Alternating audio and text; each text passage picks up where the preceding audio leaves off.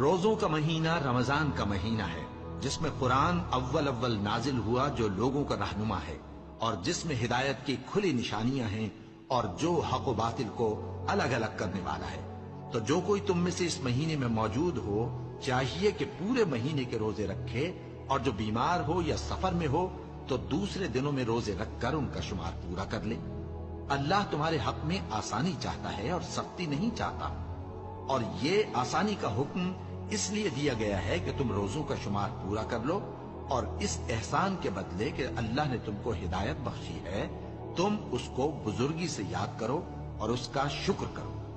اور اے پیغمبر، جب تم سے میرے بندے میرے بارے میں دریافت کریں تو انہیں معلوم ہو کہ میں تو تمہارے پاس ہی ہوں۔ جب کوئی پکارنے والا مجھے پکارتا ہے تو میں اس کی دعا قبول کرتا ہوں۔ تو ان کو چاہیے کہ میرے حکموں کو مانیں اور مجھ پر ایمان رکھیں تاکہ نیک رستہ پائیں۔